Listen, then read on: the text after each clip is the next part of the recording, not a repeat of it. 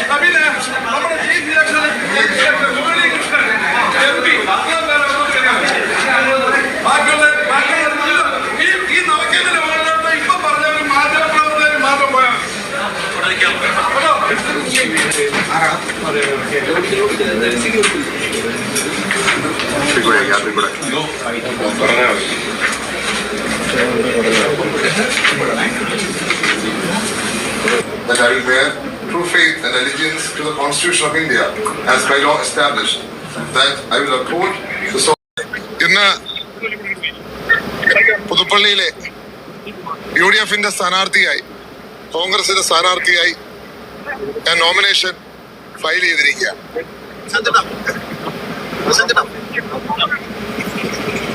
ഇന്നലെ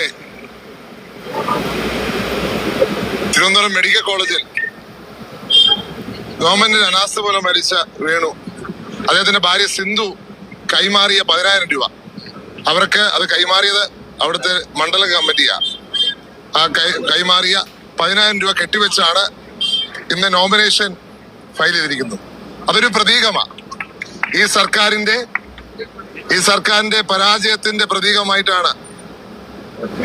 ഈ സർക്കാരിനെ എതിർക്കാൻ ഇവിടുത്തെ ഓരോ സാധാരണക്കാരും തീരുമാനിച്ചു എന്നതിന്റെ പ്രതീകമായിട്ടാണ് ആ നോമിനേഷൻ ഫയൽ ചെയ്യുന്നതിന് മുമ്പ് ആ തുക പ്രിയപ്പെട്ട ശ്രീമതി സിന്ധു എന്ന് മേടിച്ച് ഞാനിവിടെ കെട്ടിവെച്ചിരിക്കുന്നത്.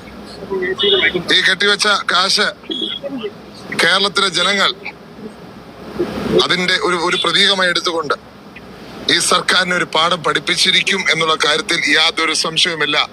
UDF-ന്റെ ഒരു മുഖ്യമന്ത്രി, ഉമ്മൻചാണ്ടിയെ പോലൊരു മുഖ്യമന്ത്രി കേരളത്തിന് ഉണ്ടാകും എന്നുള്ള കാര്യത്തിൽ യാതൊരു സംശയവുമില്ല. അത് ആ ഒരു പ്രയാണത്തിലേക്ക് നമ്മൾ യാത്ര തുടങ്ങിയിരിക്കുകയാണ്. കുറച്ച് ദിവസങ്ങളിലൂടെ മാത്രമേ ഉള്ളൂ. നിങ്ങളുടെ എല്ലാവരെയും പിന്തുണയും പ്രാർത്ഥനയും സഹകരണവും ഉണ്ടാകണം എന്ന് അഭ്യർത്ഥിക്കുകയാണ്. ഈ ഒരു തെരഞ്ഞെടുപ്പ് കേരളത്തിന്റെ ഒരു പുതിയ യുഗത്തിനാണ്. നിങ്ങളുടെ ഉമ്മൻചാണ്ടി സർക്കാരും LDF സർക്കാരും തമ്മിലുള്ള വ്യത്യാസം നിങ്ങൾ വരച്ച് കാണിക്കപ്പെട്ടതായി നമുക്ക് കാണാൻ സാധിക്കും. 5 വർഷത്തെ UDF സർക്കാർ കണ്ണൂർ എയർപോർട്ട്, കൊച്ചി മെട്രോ, വിഴിഞ്ഞം പോർട്ട്, ജനസമ്പർക്ക പരിപാടി, മെഡിക്കൽ കോളേജുകൾ, അതുപോലെ തന്നെ കോക്ലിയർ ഇംപ്ലാന്റേഷന്റെ പദ്ധതികളടക്കം വിവിധ പദ്ധതികൾ ഈ കേരളത്തിൽ നടപ്പിലാക്കിയിരുന്നു. ആ പദ്ധതികളെയൊക്കെ അട്ടിമറിച്ചുകൊണ്ടാണ് ഈ സർക്കാർ അധികാരത്തിൽ വന്നത്. ഈ സർക്കാരിന് ഒരു പദ്ധതി പോലും സ്വന്തമായി പറയാനില്ല. മാത്രമല്ല, പുതുപ്പള്ളി അവഗണിച്ച ഒരു കാലഘട്ടം ഇതുപോലെ ഉണ്ടായിട്ടില്ല. ഞങ്ങളുടെ എല്ലാ സ്വപ്ന പദ്ധതികളെയും തകിടം മറിച്ചു. ഞങ്ങളുടെ ഫിലിം ഇൻസ്റ്റിറ്റ്യൂട്ടിനെ തകർത്തു. ഞങ്ങളുടെ പാലങ്ങൾ പൂർത്തിയാക്കിയില്ല. വില്ലേജ് ഓഫീസ് പൂർത്തിയാക്കിയില്ല. Mini civil station പൂർത്തിയാക്കിയില്ല.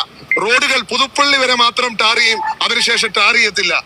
അങ്ങനെ പൂർണ്ണമായും പുതുപ്പള്ളി അവഗണിച്ച ഈ സർക്കാരിനെതിരെ ഒരു വിധി എഴുത്ത് ഈ ഒരു തെരഞ്ഞെടുപ്പിൽ ഉണ്ടാകും എന്നുള്ള കാര്യത്തിൽ യാതൊരു സംശയവുമില്ല.